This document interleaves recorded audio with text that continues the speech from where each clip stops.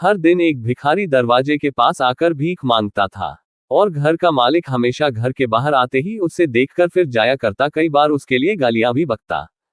वो कहता, तू जिंदा ही क्यों है? पूरी जिंदगी ऐसे ही भीख मांगेगा क्या? धरती का बोझ क्यों बना बैठा है? और कभी कभी उस भिखारी को गुस्से में वह धक्का भी मार दिया करता। इतना कुछ हो जाने के बावजूद अधिकारी के मुंह से सिर्फ यही निकलता कि भगवान तुम्हारे पापों को माफ करे। एक बार सेठ को धंधे में बड़ा नुकसान होने की खबर मिली। सेठ बहुत परेशान था कि तभी उसके दरवाजे पर वही भिखारी आया। गुस्से में अपना आपा खोते हुए सेठ ने उस भिखारी को पत्थर दे मारा। पत्थर लगने के कारण भिखारी का सर फूट गया और उसके सर से खून बहने लगा। फिर भी दर्द से कराहते हुए भिखारी ने इतना ही कहा, भगवान तुम्हारे पापा को माफ करे। अब रात होने को आई थी। भिखारी अपने घर जाने के लिए लौटा। वो अपने घर पहुंच गया, लेकिन सेठ अब भी उसका पीछा कर ही रहा था। एक पुरानी टूटी हुई खटिया पर एक बूढ़ी औरत लेटी हुई थी, काफी कमजोर और बीमार लग रही थी। वह भिखारी की पत्नी थी। अपने पति को वापस आता देख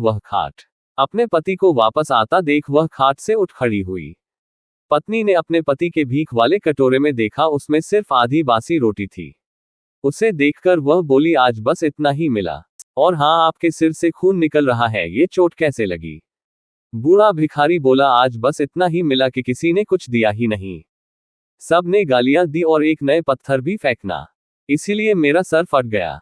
एक गहरी ठंडी सांस लेकर बूढ़ा भिखारी फिर से बोला, यह मेरे ही पापों का फल है। तुम्हें याद है, कुछ सालों पहले हम कितने अमीर थे? क्या कुछ नहीं था हमारे पास? हमारे पास हर चीज जरूरत से ज्यादा थी, लेकिन हमने कभी दान नहीं किया। और उससे भी बुरा हमने उस अंधे भिखारी के साथ किया जो हमारे द्वार पर भीख मांगने आया करता था। बूढ़ी पत्नी की आंखों में आंसू आ गए। वह बोली, हाँ, हम उस बेचारे अंधे के साथ बहुत बुरा करते थे। उसका अपमान करते थे, उसे खाने के लिए रोटी की जगह कागज दिया करते, उसका मजाक उड़ाया करते और कभी कभी मारा भी करते।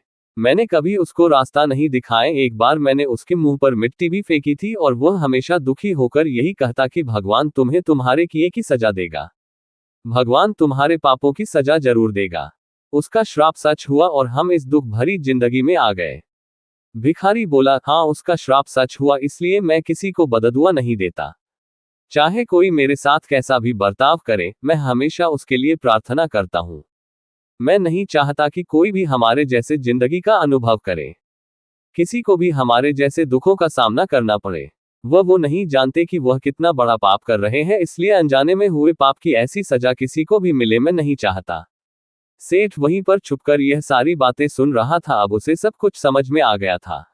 भिखारी और उसकी पत्नी ने वह आधी रोटी मिल बांटकर खाए और भगवान को धन्यवाद बोलकर सो गए। अगले दिन बड़ा भिखारी फिर से भीख मांगने गया। सेठ के घर के पास जाते हैं। सेठ ने पहले से गर्म रोटियां उसके लिए निकाल कर रखी थी। उसे देते हुए सेठ विनम्रता से बोला, माफ कर दीजिए बाबा, उससे बहुत बड़ी गलती हो गई। बूढ़ा भिखारी बोला, भगवान तेरा भला करे। इतना कहकर वह आगे निकल गया।